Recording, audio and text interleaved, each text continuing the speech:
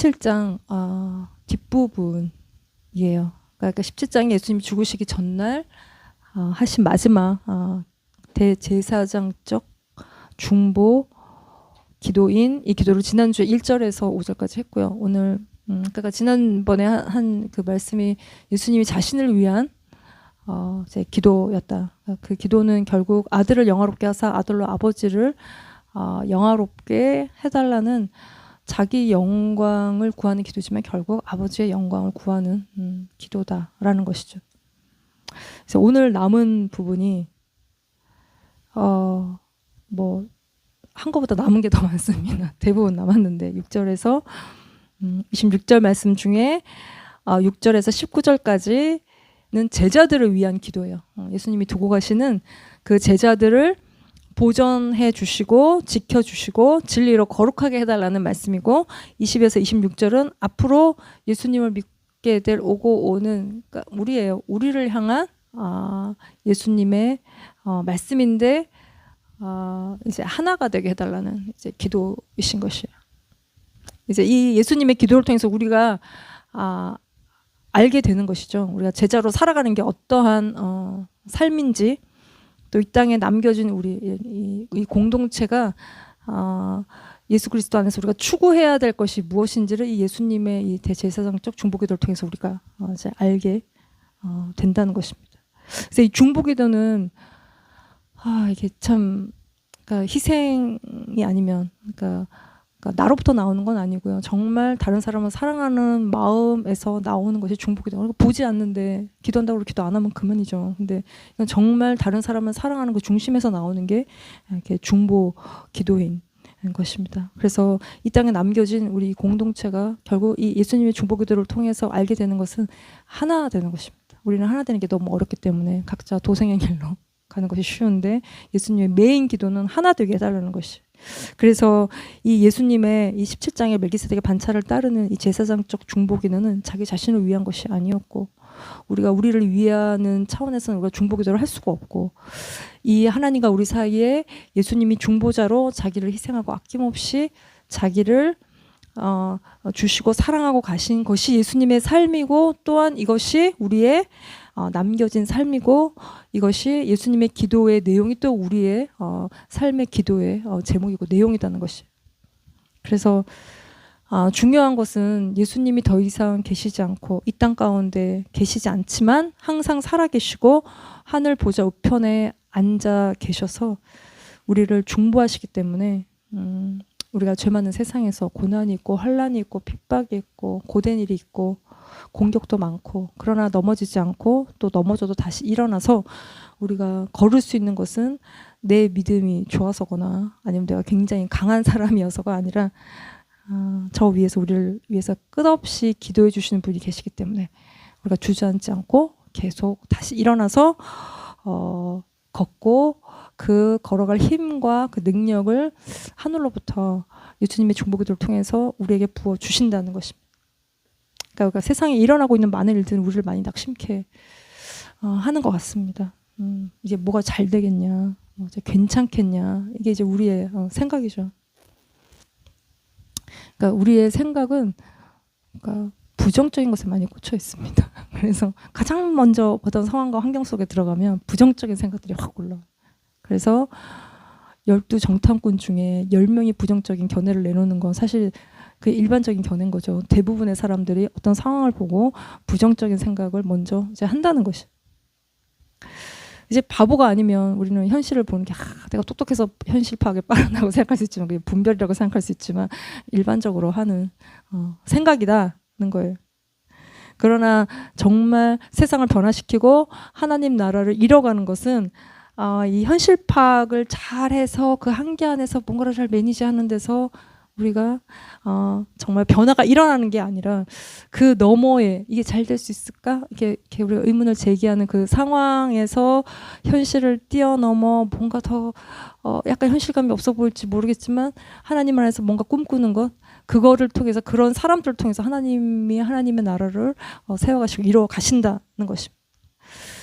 이게 소망을 가지고 비전을 보는 사람들을 통해서 이루어 가신다. 그러니까 우리가 낙심, 금물이 그래서 우리가 내가 할 거면 우리는 정말 현실 파악을 잘해야 돼요. 내가 가진 자산과 내 한계 속에서 그걸 이루어 가야 된다고 생각하면 나는 현실 파악을 반드시 분명히 해야 돼요. 그러나 하나님이 하실 것이기 때문에 우리는 입을 크게 벌리고 더 크게 생각하고 이게 될까 싶지만 될 거라고 믿고 할 때 하나님이 그 상황과 환경들을 통해서 일하시고 그 큰 일들을 이뤄 가신다는 거예요.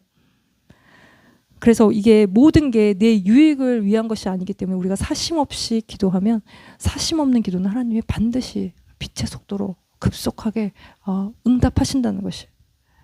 그래서 우리가 이 땅에 발을 딛고 살지만 우리의 삶이 하늘과 맞닿아 있고 또 이 땅에 예수님이 우리가 눈으로 보는 것처럼 예수님이 계시진 않지만 예수님이 기도하시기 때문에 우리가 계속 기도하는 삶을 통해서 예수님과 연결된 삶, 하늘과 연결된 삶을 우리가 계속 살아가는 것입니다.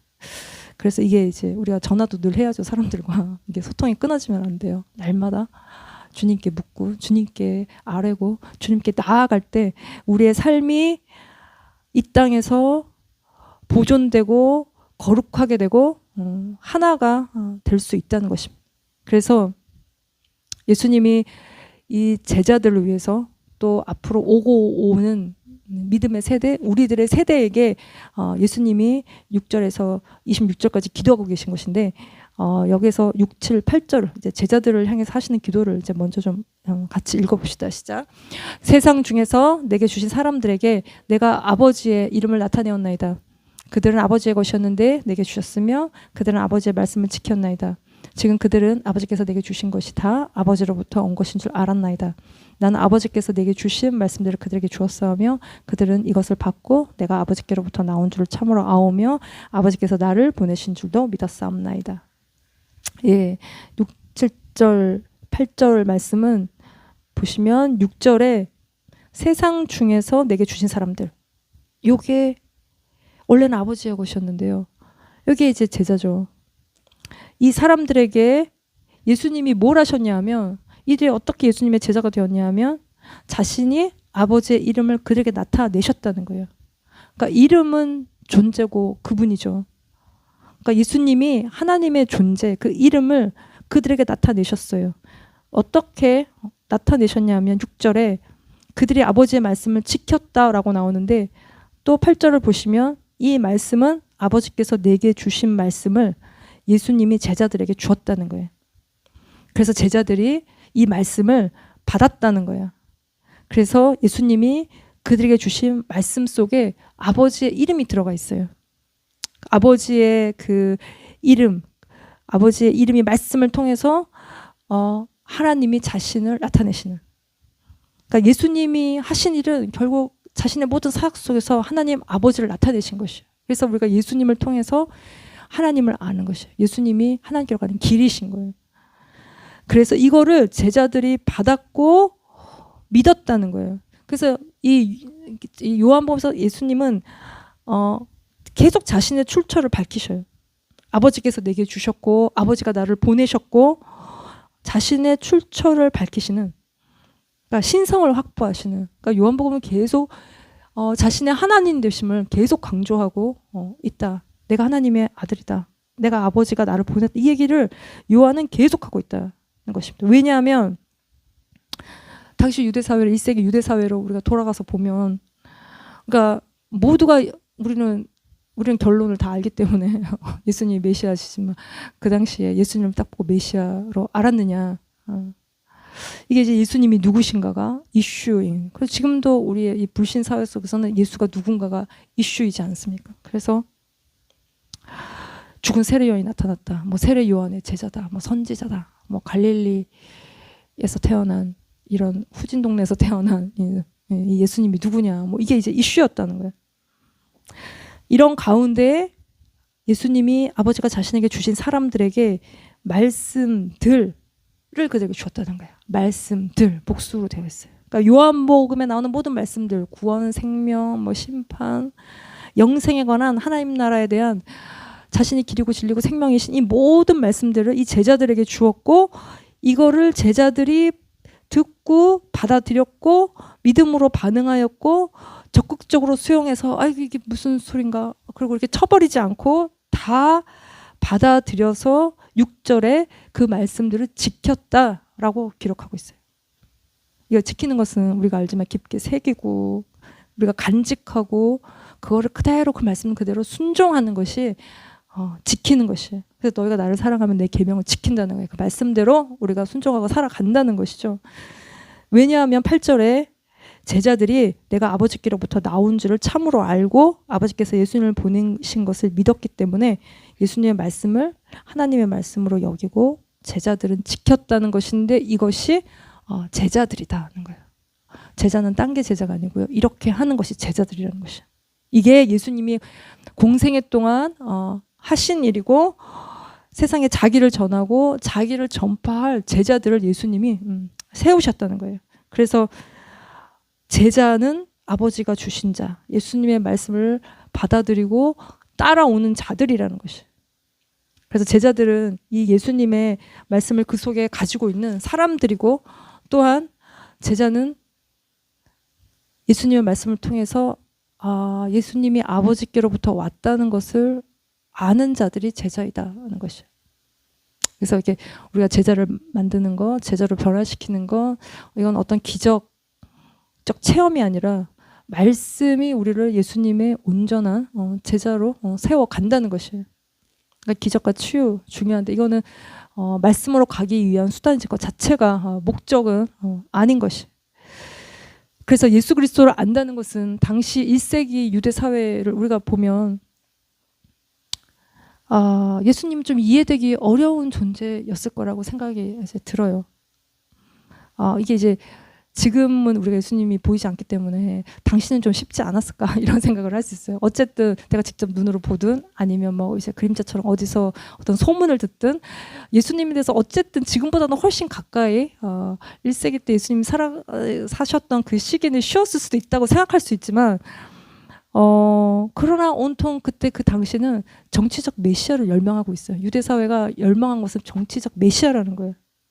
그러니까 로마의 압제에서 새로운 출애굽을 일으켜줄 그러니까 이게 과격한 살인도 불상을 이게 혁명을 일으켜줄 열심당원들의 활동이 굉장히 이제 많았던 이게 주류를 이루었던 그래서 로마가 굉장히 이제 골치가 아프기 때문에 이 정치범들 잡아서 십자가형을 이렇게 만들어서 십자가에 처형하는 그런 이런 정치적 그런 메시아도 아니고 예수님이 자신들을 로마 압제에서 건져주실 그거를 원하는데 그것도 아닌 이제 예수님이 누구냐는 것이죠.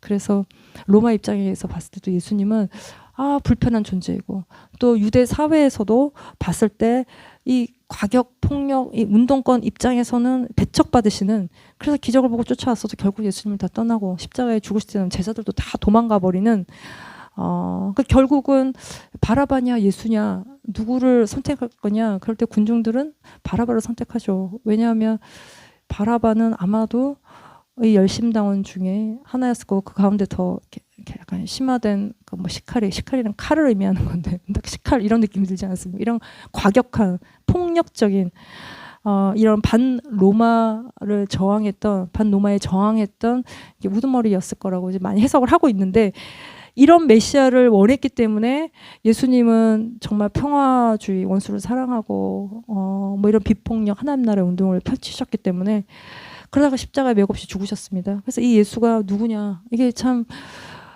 당시가 더 헷갈리지 않았을까라는 생각을 우리가 하게 되는 것이고 이런 가운데 예수님이 하나님의 아들인 것을 알았다는 것은 분명 하나님께 속한 사람들이고 이것은 아버지가 예수님에게 주신 그 제자들 많이 예수님이 누구신지를 그 당시 때 알았다는 것이. 그래서 이 와중에도 예수님의 말씀에 반응하고 받아들이고 예수님을 믿고 따르게 된 자들이고 이게 정말 그래서 놀랍고 귀하고 이렇게 예수님을 따라온 자들은 예수님에게 보배로운 자들이고 그들 안에 정말 인류의 미래가 달려있고 지금 우리가 예수 그리스도를 알고 믿는 것도 이제 여기서부터 시작이 된 것이기 때문에 이렇게 놀라운 비밀한 것들이 귀한 것들이 그들 손에 있다는 것입니다. 그래서 우리도 예수님이 제자로 부르셨고 세상 중에서 아버지께서 아들에게 주신 사람들이기 때문에 우리도 우리에게 주신 사람들을 우리도 우리의 삶 속에서 만나는 사람들을 통해서 제자를 삼고 그리고 아버지로부터 온 말씀을 우리가 또 전하고 제자 삼아서 우리가 아버지의 이름을 영광을 나타내는 것이 이제 우리의 삶이라는 것이. 그래서 예수님이 지상에서 하신 일 중에 가장 중요한 것은 제자를 삼으셨다는 거예요. 그러니까 교회도 뭔가 무리 때를 만드는 것이 아니고 제자를 만들어야 된다는 것이. 단 한 명이어도 제자들을 만들고 제자를 세워야 되는. 치유가 한번 쫙 일어나면 사람들이 쫙 몰리는 건 사실이에요. 그건 시작일 수 있어요. 그러나 그 한 사람 한 사람들을 제자로 세우지 않으면 그렇게 몰려든 무리라는 것은 그냥 자기 필요일 뿐인 것입니다. 그래서 이게 한 사람이 세워지는 데는 많은 시간이 걸리고 이거는 아이들 때부터 시작하는 것이라고 생각합니다. 그래서 아이들에게 말씀을 넣어주는 것이. 그러니까 프로그램도 뭐 필요하고 좋고 또 우리는 엄마들 약간의 프로그램이 필요합니다. 애들을 맡겨야 되기 때문에 엄마도 좀 쉬어야 되기 때문에. 저 아이들 어렸을 때 나 이렇게 눈만 뜨면 오늘 뭐 하지 애들이랑 특히 방학 때 한국에서 여름에 겨울에 막 안 가본 박물관이 없어요. 서울 전역에 모든 박물관들 한 번씩 다 들어가면 2번 들어가고 3번 들어가고 표 끊어서 또 들어가고 막 좀 프로그램이 필요하다. 중요한 것은 그럼에도 불구하고 말씀을 넣어주는 것이다 하는 것이. 그래서 왜냐하면 어릴 때 들어온 말씀은요 밖으로 잘 안 나와요. 그래서 제가 이제 대여섯 살 때 교회 이렇게 마당에서 놀다가 불려 들어가서 성경 퀴즈 이렇게 대회 나가라고 그러니까 저를 교육을 시켜주셨어요. 성경 교육을 시켜주셨어요. 그때 제가 외운 말씀은 지금도 기억나요. 모세 이름은 뜻은 뭐 물에서 건진 자 뭐 이런 게 뚜렷이 기억나요. 우리가 대여섯 살 때 별로 기억나는 사건들이 별로 없잖아요. 근데 교회에서 논기였고 그때 들어왔던 말씀이 기억나요. 그래서 9세 10세 전에 들어온 말씀은 나가지 않는 것 같습니다. 그러니까 9세 10세 전에 미국에서 영어를 배우면요 그게 이제 네이티브 영어인 거예요. 안 써도 안 까먹어요. 그 이후로 배우는 영어는 까먹거든요. 사실 안 쓰면. 근데 9세 10세 전에 들어온 뭔가는 나가질 않아요. 영어도 안 나가고 말씀도 안 나가고 근데 또 나쁜 게 들어오면 이게 트라우마가 되죠. 뭔가 90세 전에 우리가 9살, 10살 이전에 받은 뭔가 무슨 샥이 있었다면 그게 이제 안 나가 트라우마가 되는 거예요. 그러니까 이게 치유가 기억의 치유가 필요한 것이죠. 그런 것처럼 말씀이 들어오면 말씀이 나가지 않는. 그러니까 요때 말씀을 계속 외우는 거예요. 딴 거 많이 할 필요 없고 계속 말씀을 외우게 하는 것이. 그러면 이 말씀이 그때는 안 깨달아져도 나이가 들면 내가 모세 이름 뜻을 그때 외우면서 어떻게 알았겠어요. 근데 지금 그게 무슨 뜻인지 알겠는 거예요. 그게 나가지 않는다. 그걸 심겨 주는 거라는 것이. 이렇게 어릴 때부터 한 사람을 세워가 많은 시간이 걸리는. 그래서 이렇게 말씀을 따라온 제자들을 위해서 예수님이 하고 계신 기도가 보전과 6절에서 19절까지 해서 진리로 거룩하게 해달라는 것이에요. 그래서 먼저 9절, 10절, 11절을 같이 읽읍시다. 시작. 내가 그들을 위하여 비옵나니 내가 비옵는 것은 세상을 위함이 아니요 내게 주신 자들을 위함이니이다. 그들은 아버지의 것이로소이다. 내 것은 다 아버지의 것이요 아버지의 것은 내 것이온데 내가 그들로 말미암아 영광을 받았나이다. 나는 세상에 더 있지 아니하오나 그들은 세상에 있사옵고 나는 아버지께로 가옵나니 거룩하신 아버지요 내게 주신 아버지의 이름으로 그들을 보존하사 우리와 같이 그들도 하나가 되게 하옵소서. 이게 이제 제자들을 향한 예수님의 간절한 기도인데 핵심이 무엇입니까? 여기서 보존해달라는 것이에요. 보존. 그리고 제자들에 대해서 아버지의 것이었어요. 근데 아버지의 것이 이제 내 것이라는 거죠. 우리가 아버지가 죽으면 다 내 거잖아요. 그런 것처럼 제자들은 피로 값주고 사신 예수님 거라는 거예요. 또한 예수님이 그들로 말미암아 영광을 받으셨다는 거예요. 왜냐하면 예수님의 말씀을 통해서 제자들이 예수님이 하나님으로부터 오신 분임을 알고 믿었기 때문에 또 이들이 주님을 위해서 살고 하나님의 영광을 나타낼 거기 때문에 이게 예수님께는 영광이 된다는 것이에요.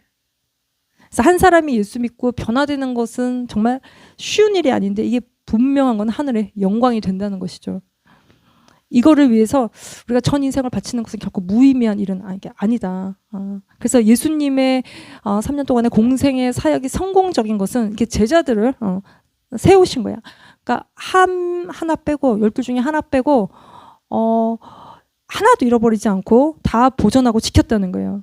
그래서 예수님의 사역이 기적을 막 많이 일으키고 막 죽은 자 살리시고 그래서 그 사역이 성공적인 게 아니라 자기를 전할 제자들을 하나도 잃어버리지 않고 세우셨다는 게 예수님의 사역의 성공인 것이에요.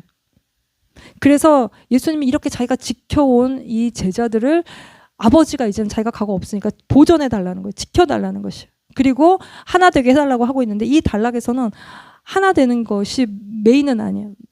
왜냐하면 뒤에 20에서 26절에 거기에서 하나 됨을 굉장히 예수님이 강조하기 때문에 결과로 또 하나 되게 해달라고 기도하고 있는 것입니다. 그래서 이 보전이라는 것은 킵인데요. 그러니까 테레오 헬라어로. 그래서 6절에도 보시면 제자들이 말씀을 지켰다고 할 때 여기도 보전을 쓰고 있는데 이게 같은 말로 굳게 붙잡고 보살피는 개념이에요. 그러니까 6절이랑은 좀 다른 상황에 쓰고 있지만 같은 말이고 말씀을 지키면 하나님이 우리를 이렇게 꽉 붙들어 주신다는 거예요. 그러면 우리가 보존이 되고 아버지가 친히 그 말씀을 통해서 우리를 지키고 계속 지속적으로 우리를 보존해 주신다는 거예요. 그래서 예수님이 아버지를 향해서 하는 제자들을 위한 기도가 지켜달라는 거예요. 그리고 12절에도 보면 내가 그들과 함께 있을 때에 내게 주신 아버지의 이름으로 그들을 보존하고 지켰나이다. 그 중에 하나도 멸망하지 않고 다만 멸망의 자식뿐이오니 이는 성경을 응하게 함이니이다. 예. 보존하고 여기서 지켜달라고 이렇게 보존하고 지켜달라고 그들을 보존하고 지켰나이다. 이렇게 쓰고 있는데요. 보존은 아까 얘기했던 킵인 것이고 뒤에 지켰나이다. 요거는 이제 가르드인데 이렇게 플라소. 그래서 같은 말의 반복이지만 이게 이제 필라소는 목자가 양을 지키는 거예요. 그러니까 선한 목자는 이리떼들로부터 양을 지키죠. 한 마리도 잃어버리지 않고 지켜요. 그래서 이렇게 세상에 남겨진 제자들을 계속 지켜달라고 아버지께 부탁하는 거예요. 그래서 우리는 인생의 험한 산 앞에 서서 도움이 어디서 올고 우리가 이렇게 도움을 구하는 자들이죠. 근데 우리를 도우실 분은 천지지으신 하나님이시고 그 도움이 천지지으신 여호와께 온다는 것입니다. 그 여호와 하나님은 주무시지도 않고 졸지도 않고 낮에 해가 우리를 상하게 하지 못하고 밤에 달도 우리를 해치지 못하는, 그래서 우리를 지켜 우리의 모든 환난을 면하게 하시고 우리의 영혼을 지키시고 우리의 출입을 지키시는 그 여호와 하나님인 것을 우리가 기억하는 것이 시편 121편의 말씀인데 우리가 그 말씀을 붙드는 것입니다. 우리를 지키시는 하나님을. 네, 예수님이 왜 이렇게 보존해달라고 기도를 하시냐 하면 14, 15절을 같이 읽읍시다. 시작. 내가 아버지의 말씀을 그들에게 주었사오매 세상이 그들을 미워하였사오니 이는 내가 세상에 속하지 아니함 같이 그들도 세상에 속하지 아니함으로 인함이니이다. 내가 비옵는 것은 그들을 세상에서 데려가시기를 위함이 아니요 다만하게 빠지지 않게 보존하시기를 위함이니이다. 왜 지켜달라고 하시냐 하면 세상이 우리를 미워한다는 거예요. 왜 미워한다는 것인가요? 아버지의 말씀을 내가 그들에게 주었다는 거예요. 예수님이 제자들에게 모든 진리의 말씀을 제자들에게 주셨다는 거예요. 그래서 그들에게 복음의 진리를 알게 하셨고 또 세상이 모르는 모든 비밀한 것들을 제자들에게 알게 하셨다는 거예요. 그래서 하나님 나라의 비밀 계시를 예수님이 제자들에게 다 풀어주셨다는 거예요. 그래서 그들은 복음을 가진 자, 복음을 맡은 자, 그들은 그리스도 일꾼이라는 것이. 그래서 하나님의 비밀을 맡은 자는 충성되게 전해야 되는 하나님의 일꾼이라는 것이죠. 우리에게도 복음을 맡기셨어요. 이 직분을 우리에게 맡기셨다. 그래서 우리 안에도 말씀이 있다. 그래서 각자가 전해야 될 각자의 메시지가 삶 속에서 이제 있다는 것입니다. 그래서 이렇게 우리가 가진 놀랍고 특별한 사명 때문에 세상이 우리를 미워한다는 거예요. 그래서 제자들을 지켜달라고 예수님이 기도하고 있는 것인데, 왜냐하면 우리가 세상에 속하지 않았기 때문이다. 우리가 세상에 있는데 세상에 속하지 않았다. 이게 이제 굉장히 애매한 상태죠. 그러니까 세상 유행 따라가듯이 막 따라가면 세상 속에서 살아가기가 쉬운데, 아니면은 뭐 당장 천국 데려가시든가, 이제 그러면 쉬운데, 예수님이 간구하시는 것은 이게 나 갈 때 얘들도 같이 데려가 주세요, 이렇게 기도하시는 게 아니라, 예수님의 기도는 15절에 분명히 말씀하시는 것은 악에 빠지지 않게 보존해 달라는 것입니다. 이들을 데려가 주세요가 아니라 이들 이 세상 가운데서 악에 빠지지 않게 보존해 달라는 것인데, 이게 빠지지 않게, 이거는 뭐 없는 말이에요. 같이 이렇게 번역할 때 쓴 건데, 그냥 악으로부터 보존해 달라는 것이에요. 악은 악한 자에게서 나오죠. 그러니까 악이 이 제자들을 공격하는 악과 악한 자들의 공격이 이제 분명히 있다는 것이고, 여기로부터 지켜달라는 것이, 우리가 이런 상태에서 살아간다는 것이. 그래서 16절도 같이 18절까지 읽어봅시다. 시작. 내가 세상에 속하지 아니함 같이 그들도 세상에 속하지 아니하였사옵나이다. 아버지께서 나를 세상에 보내신 것 같이 나도 그들을 세상에 보내었고. 이런 애매한 상태. 세상에 속하진 않았지만 세상에 보냄받은 우리의 상태 것입니다. 그래서 우리가 요 안에서 아버지의 말씀을 우리가 가지고 있는데, 이제 요거를 전해야 된다. 요 상태가 이게 이제 핍박각인 거예요. 세상에서 환영받는 분위기가 아니라 핍박받기 딱 좋은 딱 분위기다. 그래서 우리가 구원받고 구원 열차 맨 앞에 올라타고 이제 직행 열차 타고 하늘나라로 쫙 가면 좋은데, 나 타고 우리 가족, 내가 사랑하는 사람 태우고 확 이렇게 지금 당장 가면 좋은데, 그러지 않고 우리를 세상 가운데 주님이 남겨 놓으셨다는 것이. 그래서 우리가 이 땅에서 주님이 부르실 때까지 해야 될, 우리에게 주신 말씀이 있다, 전해야 될 말씀이 있다 하는 것이죠. 그래서 우리가 이 삶 속에서 보냄받았지만 이 땅에 속하지 않은 자로 우리가 살아가면서 하늘과 땅의 경계를 무너뜨리고 하늘을 이 땅으로 끌어내리는 것, 우리가 그렇게 살 때에 결국 정말 우리가 죽어서 가는 천국이 이렇게 연결이 되는 삶이라는 것이, 그 하나님 나라의 완성이 천국이 된다는 것입니다. 그래서 하나님의 나라는 예수님이 천국에 가까웠다 하는 선포로 하나님 나라가 시작이 됐어요. 그래서 예수님이 귀신 들린 자 쫓아내시고, 가난한 자에게 복음이 전파되고, 마음 상한 자를 고치시고, 눌린 자들을 자유케 하시고 하셨던 이 모든 하나님의 나라의 통치가 이 현실이 됐어요. 그리고 예수님의 십자가와 부활로 이게 이제 하나님 나라가 결정적으로 도래한 것이죠. 그래서 성령의 오심으로 이 시작된 하나님의 나라를 교회를 통해서 확장되고, 마지막 때 천국에서 이것이 완성이 되는 하나님 나라의 그림이에요. 이 일을 위해서 우리를 지금 당장 천국 직행 열차 태워 보내시지 않고 우리를 이 땅에 두셔서 우리에게 주님의 말씀을 주셔서 그 복음을 맡은 자로 주님은 우리를 살게 하신다는 거예요.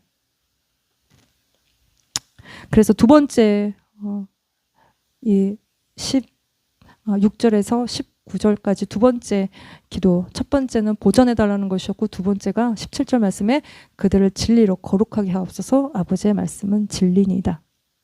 요 기도를 하시는 거예요. 요 짧은 구절에 많은 말씀이 들어가 있습니다. 진리, 거룩, 말씀에 대해서 말씀하고 계셔. 우리가 결국 진리를 붙들면 우리가 악에 빠지지 않을 것이에요. 보전이 될 것입니다. 그래서 하나님의 그 나라의 의를 따라 살면, 그 진리의 말씀의 의를 따라 살면 기준도 없는 세상에서 우리가 뭐가 옳고 그른지 분별이 없는 이 세상이 하는 대로 흘러가서 세상에 속하여 살지 않고 구별된 자로 우리가 분별하고 살아갈 수 있다는 것입니다. 그래서 우리가 말씀을 통해서 진리가 무엇인지를 배워야 된다. 그래서 의로운 삶을 살고 날마다 이 말씀을 기준으로 우리가 회개하는 삶을 살아간다는 것이죠. 그래야 우리가 이 정도 거짓말 쳐도 괜찮지 않나? 뭐 이 정도 바람 펴도 괜찮지 않나? 남들 다 하는데. 그러니까 남들이 하는데 뭐 안 그런 사람 누가 있나? 이게 이제 안 그런 사람 누가 있나? 이게 우리의 기준이 되면 안 되고 하지 말라는 주님의 말씀이 우리의 삶의 기준이 되어야 된다는 것이요. 이게 의로운 삶이에요. 그래서 노아도 의로웠고 욥도 의로웠고 욥도 애들이 뭐 잔치 가서 막 그러고 오면 막 제사 지내고 정결케 하는 회개의 일들을 날마다 했다는 거예요. 이게 세상과 구별된 우리가 말씀으로 그 진리로 무장케 하는 것입니다. 그럴 때 우리가 보전이 되고 진리로 날마다 거룩해 되는 것이에요. 이게 예수님이 6절에서 19절까지 붙들어야 될 중요한 두 가지 기도, 보전케 하시고 진리로 거룩해 달라는 중요한 기도고, 이제 마지막으로 20절에서 26절에 하나 더 앞으로 예수님을 믿게 될 이 제자들을 통해 예수 믿게 될 교회를 향한 기도입니다. 보시면 같이 읽읍시다. 시작. 내가 비옵는 것은 이 사람들만 위함이 아니요 또 그들의 말로 말미암아 나를 믿는 사람들도 위함이니 아버지여, 아버지께서 내 안에 내가 아버지 안에 있는 것 같이 그들도 다 하나가 되어 우리 안에 있게 하사 세상으로 아버지께서 나를 보내신 것을 믿게 하옵소서. 예. 그래서 하나가 되게 해달라고 기도하시는데 하나가 되는 게 뭔지, 또 왜 하나가 되게 해달라고 하시냐 하면 우리가 알다시피 하나가 되는 게 제일 힘듭니다. 세상 가장 힘든 게 하나 되는 거예요. 왜냐하면 우리가 생긴 거, 입맛, 성격, 뭐 좋아하는 거 뭐 다 다르기 때문에 의견이 하나로 조율되는 것은 이제 가끔씩 불가능한 것이 아닌가 이런 생각을 하게 된다는 것이죠. 그러니까 우리는 또 살아온 세월만큼 싫어하는 사람의 유형도 너무 많고 이게 이제 세상은 다양성, 독특함, 개성 뭐 이런 걸 추구하잖아요. 안 그러면 이제 무슨 전체주의냐 이러기 때문에 그래서 공동체가 하나 되는 게 제일 어렵고 부부도 하나 되는 게 제일 어렵고 또 이제 주님과 하나 되는 것도 어렵다. 결정적으로는 내 생각이 있어서 주님과도 생각이 좀 안 맞고 그래서 우리는 너무 하나 되는 게 이제 어렵다. 그래서 우리는 이거 안 되겠다. 이게 무슨 연합의 길이냐, 무슨 하나됨이냐. 각자 살아남자. 너는 너대로, 나는 나대로, 우리 각자 자기의 길을 가자. 이게 우리가 이제 결론일 때가 많다는 거죠. 근데 주님이 중요한 기도의 내용은 하나 되라는 것이에요. 오고 오는 교회를 향해서 딱 하나 드리고 있는 기도가 하나 되라는 것이에요. 왜냐하면 보시면 세상으로 아버지께서 나를 보내신 것을 믿게 하고자. 우리가 왜 하나가 되어야 되냐면 여기 나와요. 세상으로 아버지께서 나를 보내신 것을 믿게 하고자. 그러니까 예수님이 하나님이신 것을 믿게 하고자 우리가 하나가 되어야 돼요. 한마디로 전도 차원에서 우리가 하나가 되어야 된다는 것이. 이걸 보고 하나된 교회를 보고 세상이 예수님을 믿는다는 거예요. 우리가 뭘 자꾸 자꾸 사람을 봐, 하나님을 봐. 이 얘기는 맞기도 하고 틀리기도 한 것입니다. 교회를 볼 수밖에 없어요. 하나된 교회를 볼 수밖에 없어요. 그러니까 교회가 싸우고 푼치박산이 나면 거기서 예수님이 보이네 이럴 교회, 이럴 사람들이 없다는 것이. 그러니까 부부가 또 싸우면 그 속에서 아이들이 건강하게 잘 자라기가 어려워. 불안해진다는 것이에요. 그러니까 하나가 되는 것이 굉장히 중요한. 그래서 스스로 분쟁하면 그 나라마다 다 황폐해지는 것입니다. 이거를 잘 알기 때문에 사단이 분열케 하고 분리시키고 미워하게 하고 막 용서하지 못하게 하고 하나가 되면 거기서 울트라 초강력 파워가 나오기 때문에 사단이 이거를 굉장히 분리시키고 막 화나게 하고 막 미워하게 만들고 막 오해하게 만들고 막 그런 것도 아닌데 막 오해해서 막 그 오해가 막 산더미처럼 커지면서 막 싸우게 만들고 이게 이제 마귀가 하는 짓이라는 것이. 그래서 이렇게 이걸 극복하고 붙들어주는 공동체는 악에 빠지지 않고 서로를 지켜줄 것이다는 것입니다. 그래서 그 하나됨은 아버지가 내 안에 내가 아버지 안에 있는 것처럼 우리도 예수 그리스도 안에 예수님과 함께 있어서 마지막으로 26절을 같이 읽읍시다. 내가 아버지의 이름을 그들에게 알게 하였고 또 알게 하리니 이는 나를 사랑하신 사랑이 그들 안에 있고 나도 그들 안에 있게 하려 함이니이다. 예, 우리가 주님의 사랑 가운데 진리 가운데 우리가 말씀 가운데 순종과 겸손으로 자기를 좀 내려놓고 우리 공동체가 하나 돼서 하나됨의 목적은 예수님을 증거하는, 그래서 예수님의 이 대제사장적 기도가 우리의 삶에도 이루어지는 우리 보존케 하여 주시고 진리로 거룩케 하여 주시고 하나 되게 하여 달라는 주님의 이 기도가 우리의 삶 가운데 공동체 가운데 이 세상 가운데 이루어지도록 예수님의 이름으로 기도합니다. 예, 같이 기도하겠습니다. 하나님 아버지 감사합니다. 성령이 하나 되게 하신 것을 힘써 지키라고 하셨습니다. 성령이 이미 우리들을 하나 되게 하셨습니다. 그걸 우리가 지키는 일들을 우리가 하게 하여 주시고, 하나님 우리가 서로 싸우고 다투는 것으로 멸망의 길로, 패망의 길로 가지 아니하고 주님의 말씀을 따라서 우리가 하나됨으로 이기고 승리하는 저희들 되게 하여 주시옵소서. 하나님 우리를 지켜주시고 험한 세상에서, 악한 세상에서, 악과 악한 자가 판을 치는 이 세상에서 하나님 우리를 지켜주시고 진리의 말씀을 날마다 부어주셔서 진리의 말씀을 우리가 날마다 거룩하게 되어 정말 하늘의 뜻이 이 땅 가운데 이루어지도록 하늘을 끌어당기는 저희들 다 되게 하여 주시옵소서.